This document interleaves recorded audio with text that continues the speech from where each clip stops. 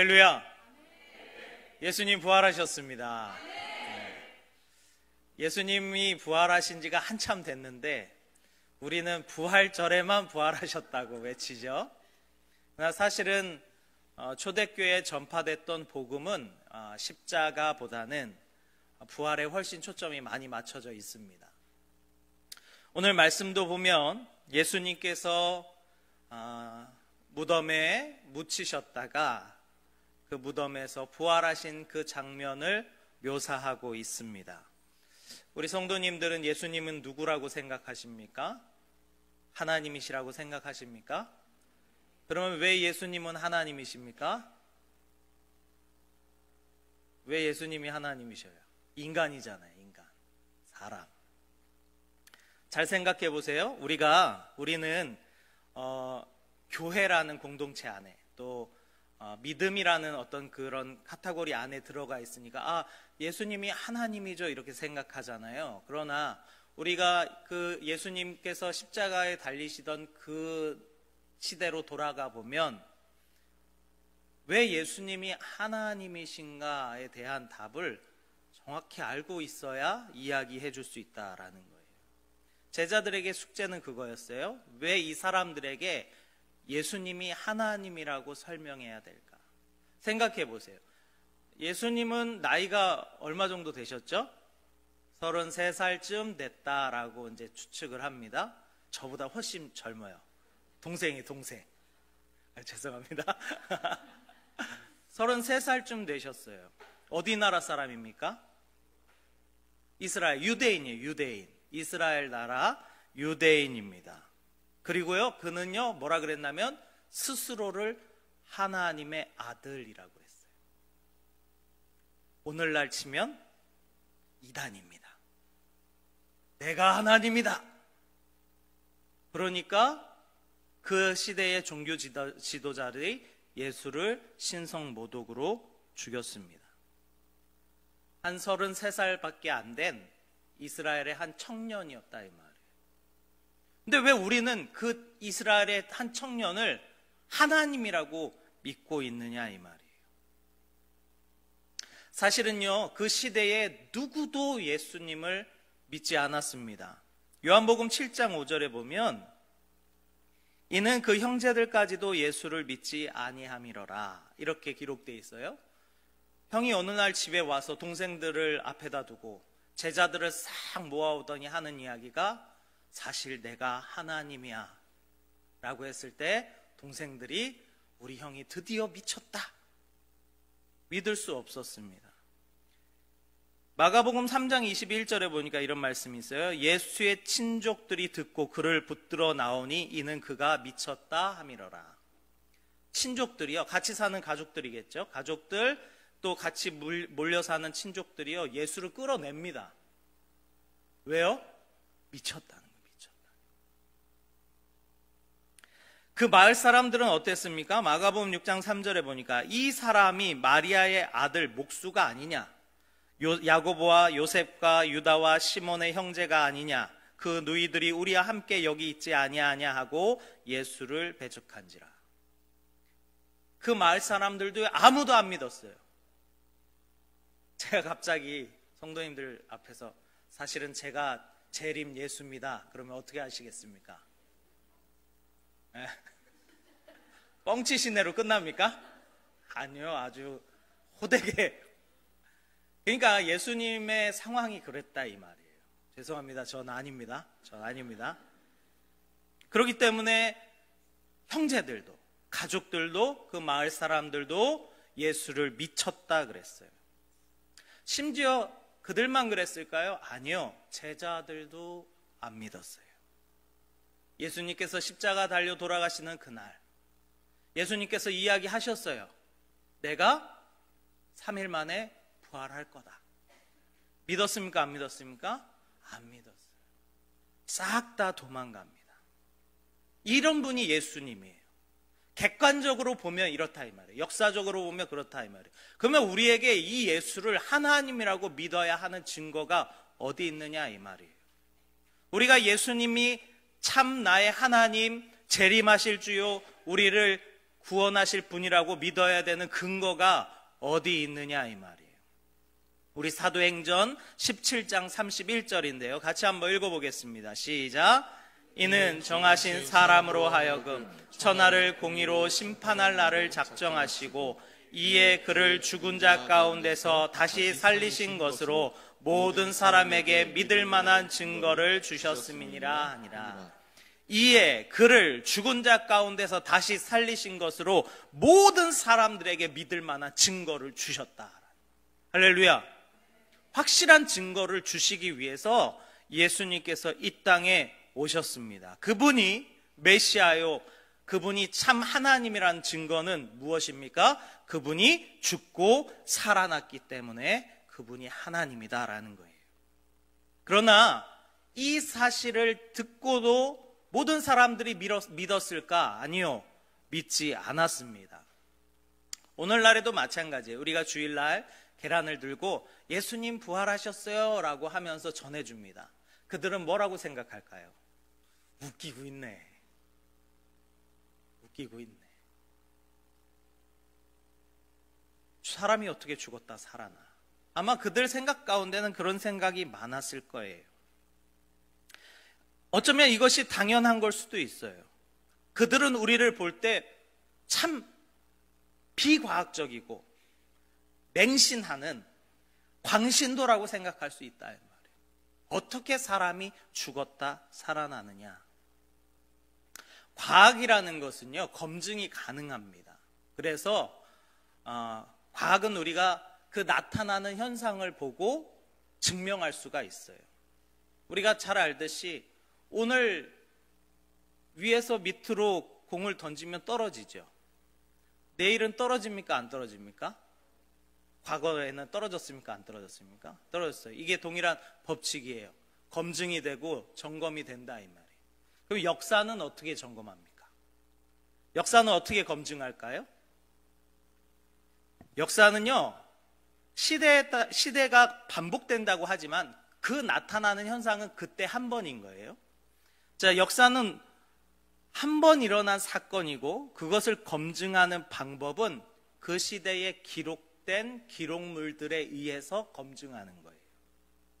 만약에 어떤 사건에 대해서 기록된 사실이 없다 그러면 사실은 검증할 방법이 없습니다. 역사는 그렇게 검증하는 거예요. 우리가 잘 알고 있는 시대적 인물들을 보면 우리가 그 인물들이 왜 있었는가, 그 시대에 어떤 일을 했었는가를 알 수 있는 방법은 뭐냐면 기록을 보고 아는 거예요. 기록을 보고. 세종대왕이 있었습니다. 그렇지 않습니까? 믿으십니까? 이건 뭐 믿고 안 믿고의 문제가 아니에요. 그렇죠? 당연하다 생각해요. 왜 그렇게 당연하다 생각합니까? 오늘 우리가 한글을 쓰잖아요.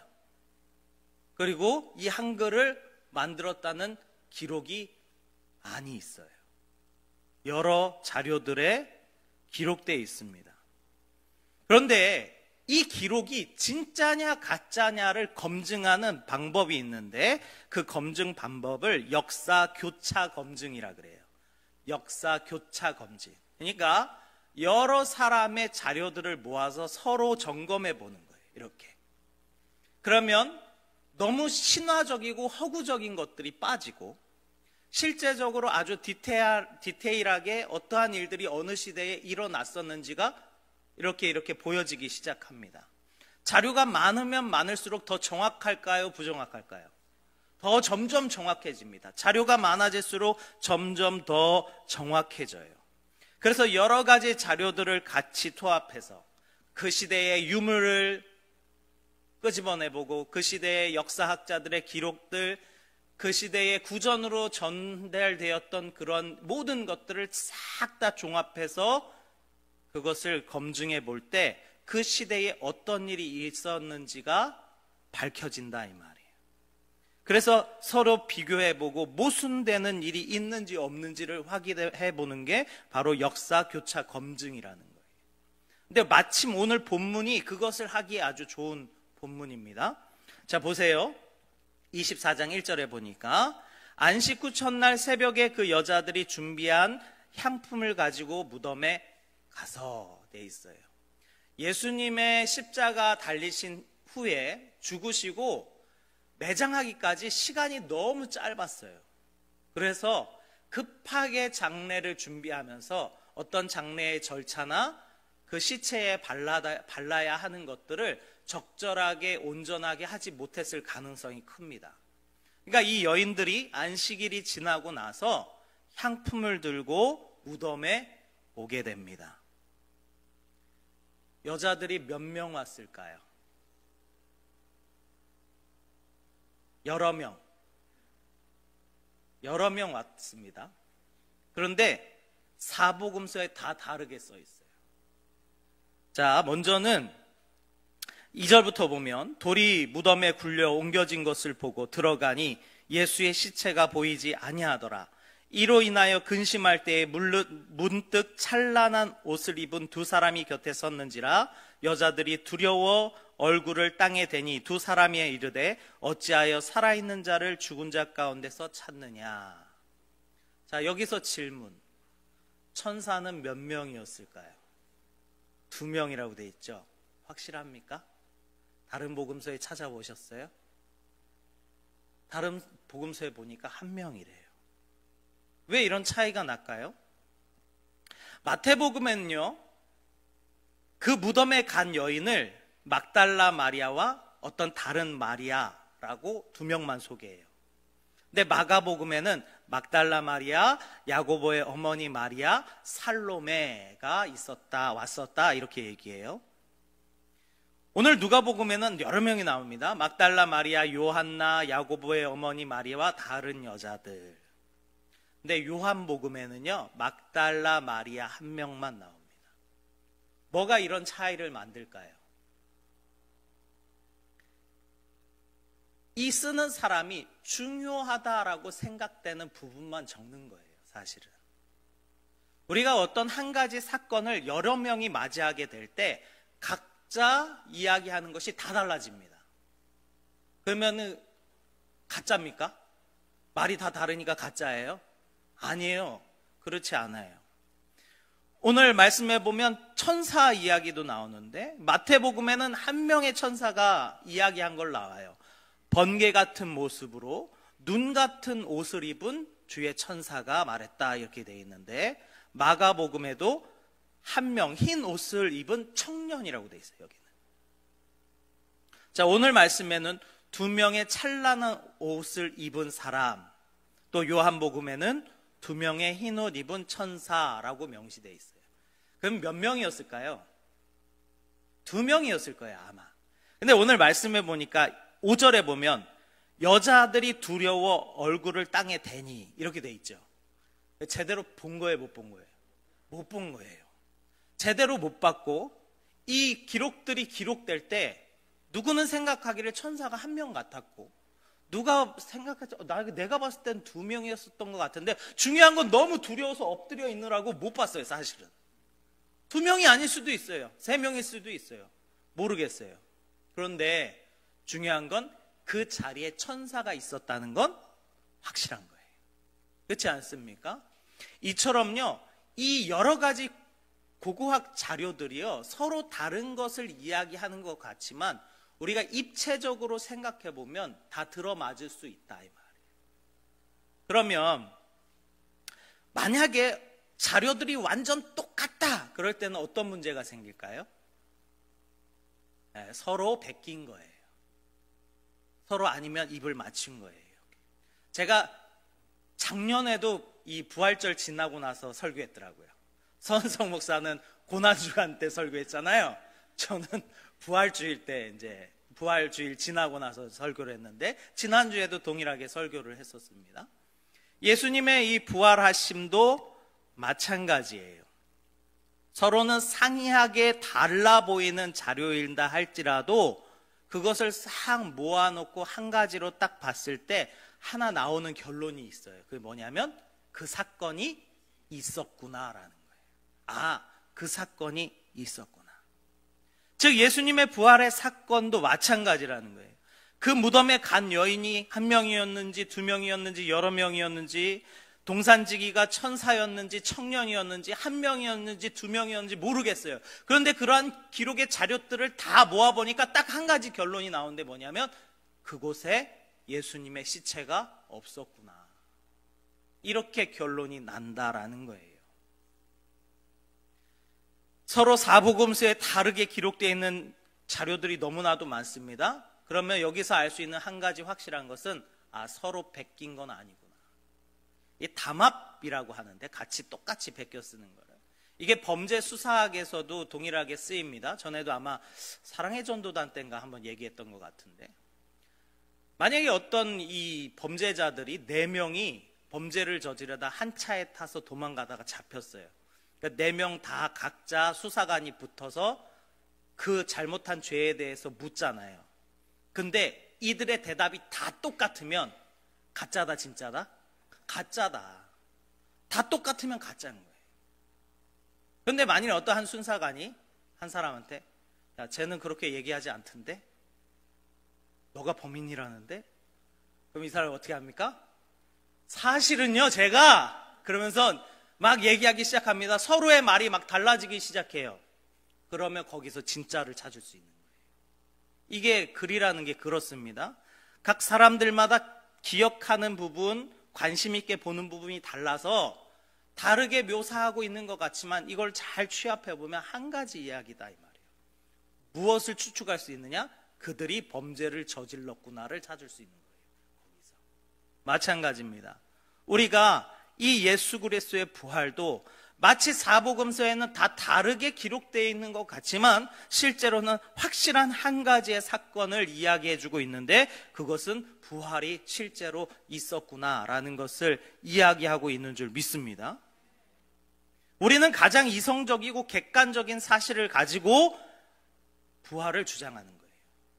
여러분, 부활이 추측이라고 생각하지 마세요. 부활이 어떤 상상력에 의해서 만들어진 거라고 생각하지 마세요. 확실한 자료들과 근거들을 통하여 주장하는 것이다 이 말이에요. 그러나 오늘날에도 여전히 그 사실을 믿지 못하는 사람들이 있습니다. 그들을 향하여 성경은 이렇게 기록하고 있습니다. 사도행전 13장 40절 41절인데요. 같이 읽어보겠습니다. 시작. 그런즉 너희는 선지자들을 통하여 말씀하신 것이 너희에게 미칠까 삼가라. 일러스되 보라 멸시하는 사람들아 너희는 놀라고 멸망하라. 내가 너희 때를 당하라 한 일을 행할 것이니 사람이 너희에게 일러줄지라도 도무지 못할 일이라 하셨느니라 하니라. 너희에게 일러줄지라도 너희는 도무지 믿지 못할 일이라 할 것이다 이 말이에요. 왜요? 부활이라는 것이 그 시대에 그 누구도 믿지 못할 일이었기 때문에 그래요. 우리가 예수님의 부활하심을 믿든지 안 믿든지 사실은 그건 중요하지 않습니다.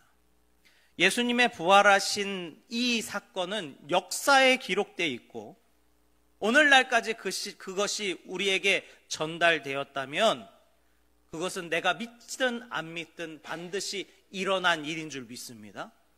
내가 믿고 안 믿고의 문제랑 상관없어요. 하나님은요 자신의 역사를 예수 그리스도를 통해서 이루어 가신다 이 말이에요. 오늘날에도 마찬가지예요. 단순히 2000년이라는 시간만 지났을 뿐이지 예수님의 부활하신 그 사건이 지금이라서 사라지거나 없어지는 것이 아니다 이 말이에요. 그때 반드시 있었고 그것이 오늘날에도 살아계신 주님으로 있는 것인 줄 믿습니다. 초대교회 성도들은 이것을 전하기 위해서 목숨을 걸었습니다. 그리고 그 기록된 사실이 오늘날 우리에게까지 전해진 것입니다. 그러기에 우리는 이것을 결코 추측에 의해서 상상에 의해서 만들어진 것이다 생각하면 안 된다 이 말이에요. 세상 사람들은 그렇게 이해할 수 있어요. 그러나 우리는 확실히 알아야 되지 않겠습니까? 단순히 상상력에 의해서 만들어진 것이 아니다 이 말이에요. 누군가는 그렇게 말할 수 있어요. 목사님 부활이라는 것이 이 세상에 없는데 본 적이 없는데 어떻게 믿습니까? 한 번도 일어난 적이 없잖아요. 어떻게 믿습니까? 그러면 반문할 수 있는 거예요. 그러면 이 땅에 있는 것을 보여주면 그분이 하나님이겠냐? 라고 되물을 수 있는 거예요. 보세요. 유대 지도자들이 예수님한테 계속 뭐라고 말했냐면 표적을 보여달라고 했어요.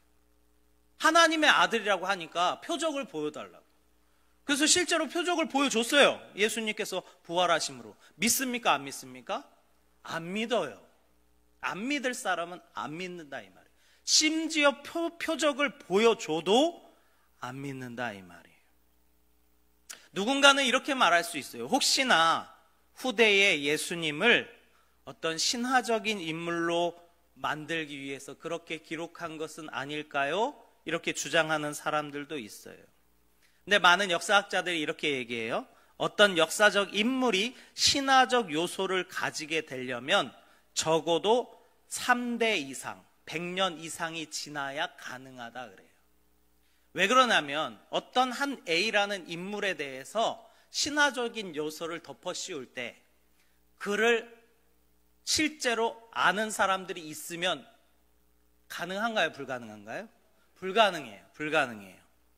그러니까 예수님의 오늘 말씀해 보면 예수님의 승천은 약 AD 30에서 33년 사이에 이루어졌다 그래요. 근데 오늘 말씀 누가복음은요 AD 한 80년 정도에 기록돼 있어요. 그러니까 채 한 50년 정도밖에 안 지났어요. 그리고 고린도전서에 보면 이렇게 기록돼 있어요. 사도 바울이 이야기하는 겁니다. 장사 지낸 바 되었다가 성경대로 말씀에 있습니다. 장사 지낸 바 되었다가 성경대로 사흘 만에 다시 살아나사 게바에게 보이시고 후에 12 제자에게와 그 후에 500의 형제에게 일시에 보이셨나니 그 중에 지금까지 대다수는 살아있고 어떤 사람은 잠들었으며 그 후에 야고보에게 보이셨으며 그 후에 모든 사도에게와 맨 나중에 만삭되지 못하여 난 자 같은 내게도 보이셨느니라. 고린도 전서에 기록돼 있어요. 이 고린도 전서를 기록한 바울이 뭐라 그래요? 500의 형제에게 일시에 보이셨고 그 중에 지금까지 대다수는 뭐 하고 있고? 살아있고. 그런데 만약에 사도 바울이 예수님이 부활하시지 않았는데 부활하셨다고 뻥쳐서 서신을 보내면 그것에 대해서 바로 잡으려고 하는 사람들이 생겨납니까? 안 생겨납니까? 반드시 생겨나요. 반드시 생겨나는 거예요. 그러니까 이 신화적인 요소가 덮어 씌워질 때는 적어도 그 사람이 죽은 후에 100년 이상은 지나야 그때부터 신화적인 요소가 씌워지는데 신화적인 요소가 들어가기에는 성경이 너무 빨리 기록됐다 이 말이에요. 사복음서가 특히 예수님께서 죽으시고 난 후에 채 50년도 안 돼서 기록된 사실들이에요.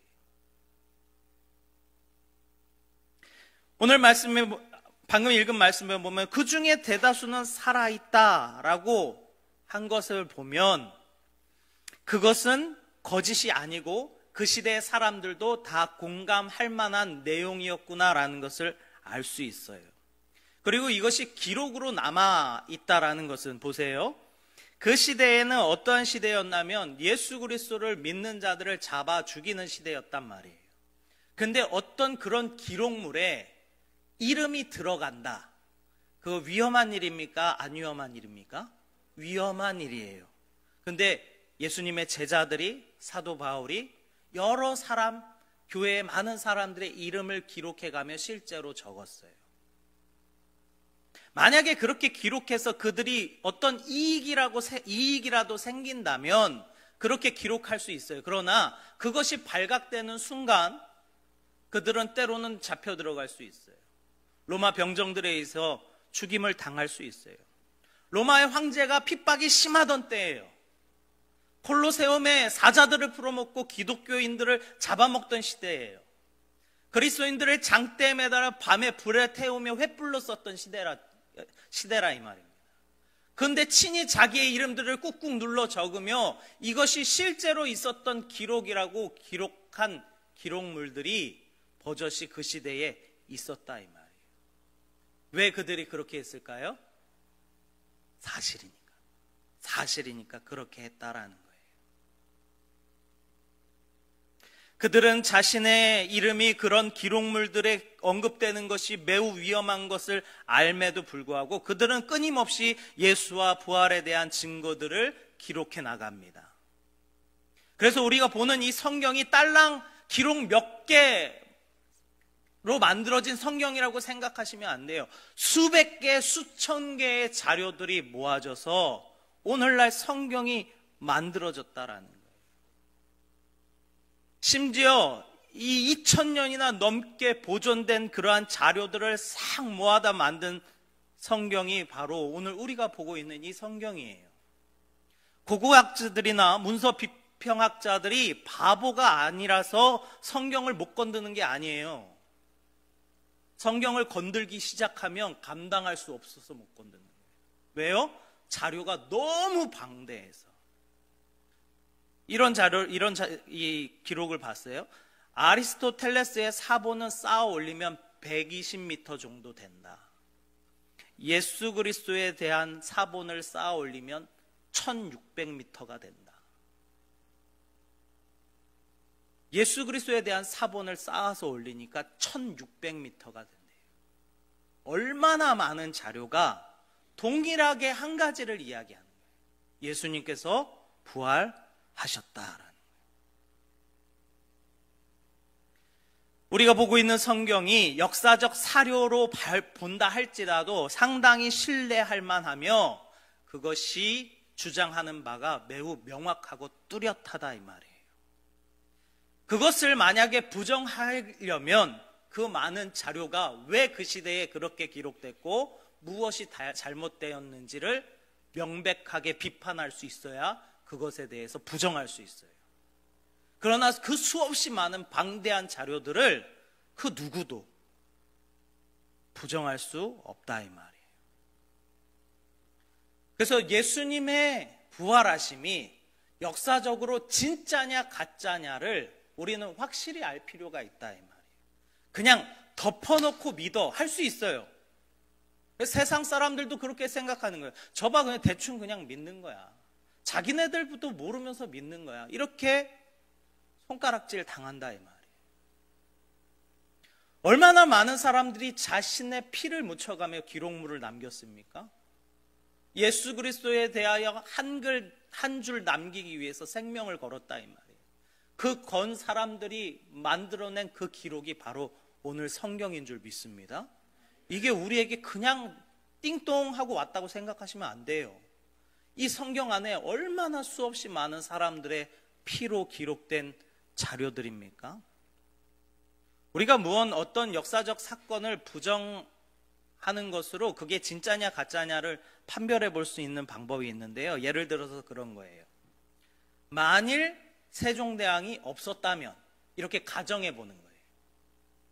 만일 이순신 장군이 없었다면 가정해 보는 거예요. 가정을 했는데 풀어야 될 숙제가 더 많다. 생각해보세요. 세종대왕이 없었다면 이라고 우리가 가정한다면 오늘 우리가 쓰고 있는 글을 어떻게 설명할 겁니까? 집현전에서 만들었죠.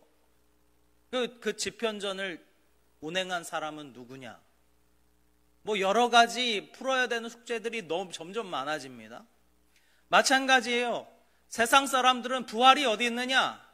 죽은 자가 살아난 일이 어디 있느냐라고 이야기할지 모르지만 만일 예수님께서 살아나시지 않았다면 이라고 가정할 때 풀어야 되는 숙제가 너무너무나도 많은 거예요. 교회가 어떻게 생겨났는지 보세요. 이 땅 가운데 교회가 갑자기 생겨난 것을 설명할 수가 없어요.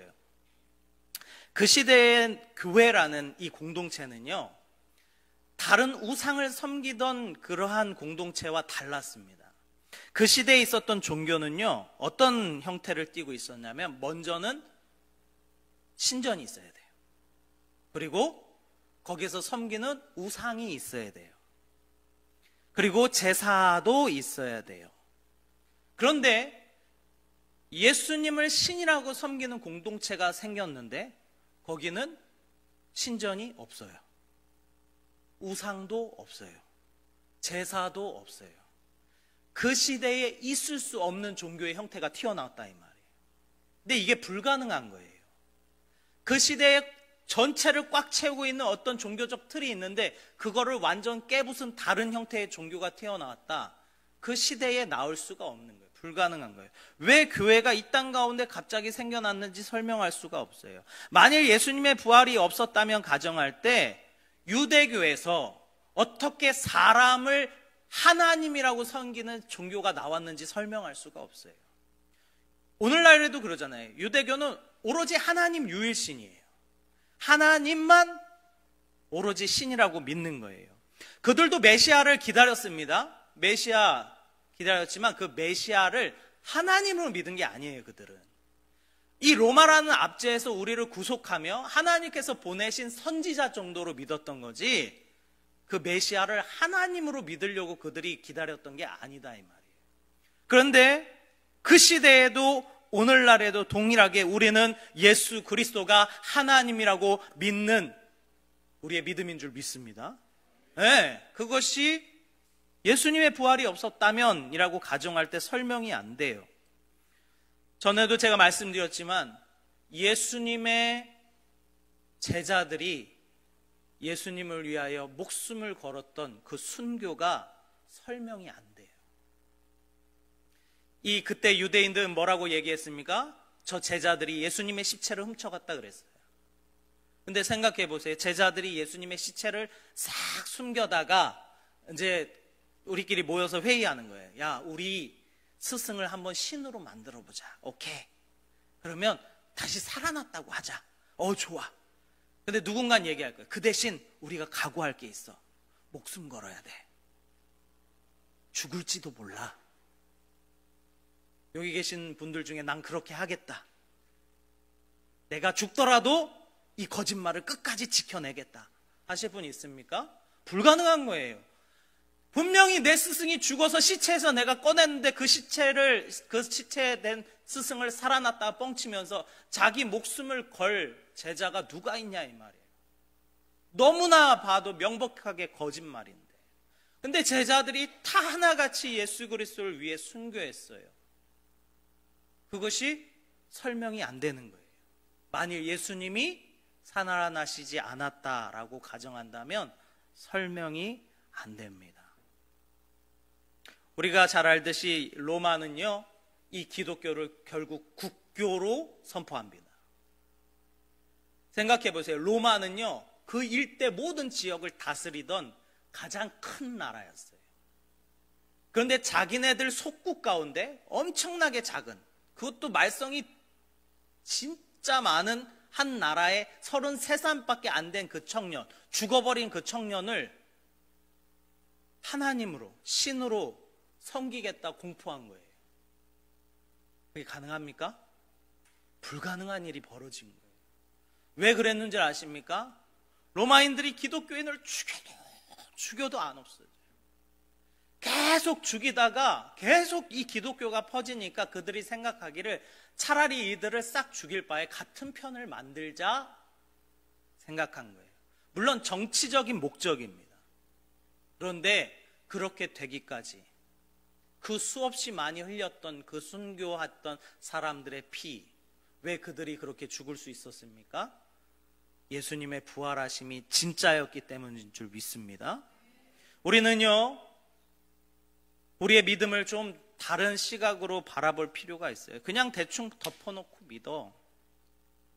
우리는 우리가 믿는 예수 그리스도가 하나님이라는 사실을 인정하기에 앞서서 먼저는 그 예수님의 부활이 역사적 사실이었구나라는 것을 믿어야 되는 줄 믿습니다. 그것은요, 예수님께서 이 땅 가운데 우리에게 보여주신 확실한 증거로 주신 것이다 이 말이에요. 따라서 이것은 내가 믿고 안 믿고의 문제가 아니에요. 예수님께서 부활하신 것은 역사적 사실이기 때문에 내가 안 믿는다 해서 없어지는 게 아니에요.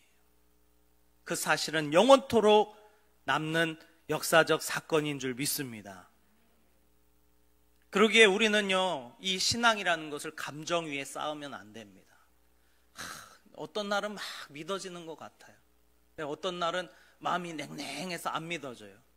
그러면 어제는 예수님이 계셨고 오늘은 예수님이 없는 겁니까? 이거 얼마나 어리석은 신앙입니까? 진리라는 것은요, 변하면 안 되는 거예요. 그래서 예수 그리스도께서 우리의 영원한 진리가 되시는 이유는 역사적으로도 그분이 죽고 다시 살아나셨기 때문인 줄 믿습니다. 그러기에 우리가 한 가지 잊어버리면 안 됩니다. 예수님께서 부활하신 것이 역사적 사실이라면 그래서 그분이 진짜 하나님이라는 것이 확실하다면 그분이 하셨던 말씀, 내가 장차 다시 이 땅에 재림할 거야, 이 말 반드시 지켜지는 줄 믿습니다. 내가 마지막 때 와서 너희를 반드시 심판할 거야. 선한 자는 선한 것으로, 악한 것은 악한 자로 내가 반드시 심판할 거야. 이것도 반드시 이루어지는 줄 믿습니다. 예수님의 부활은 단순히 그 하나의 사건으로 끝나는 것이 아니라 장차 이루어질 모든 사건들이 반드시 예수 그리스도의 말씀대로 이루어질 것이라는 것을 우리에게 이야기하는 줄 믿습니다. 로마서 10장 9절인데요. 우리 같이 한번 읽어보도록 하겠습니다. 시작. 내가 만일 내 입으로 예수를 주로 시인하며 또 하나님께서 그를 죽은 자 가운데서 살리신 것을 내 마음에 믿으면 구원을 받으리라. 하나님께서 그를 죽은 자 가운데서 살리신 것을 내 마음에 믿으면 구원을 받으리라. 할렐루야. 이것이 우리가 간직해야 될 우리의 믿음인 줄 믿습니다. 그러기에 방황하지 마시고, 우리의 믿음이요, 어쩔 때는 좋은 것 같다가 또 어쩔 때는 확 떨어집니다. 그래서 우리가 때로는요, 우리의 믿음을 자꾸 감정 위에 쌓으려고 그래요. 그러나 그거랑 별개로 내게 어떤 어려움이 닥친다 할지라도 예수님이 하나님이라는 사실은, 예수님이 부활하셔서 하나님이라는 이 사실만큼은 결코 변하지 않는 줄 믿습니다. 그러기에 그것을 믿고 나아갈 때 오늘 말씀하신 것처럼 예수 그리스도 하나님께서 그를 죽은 자 가운데서 살리신 것을 내 마음에 믿으면 구원을 받으리라 라는 이 말씀이 우리에게 반드시 이루어지는 줄 믿습니다. 기도하겠습니다. 하나님,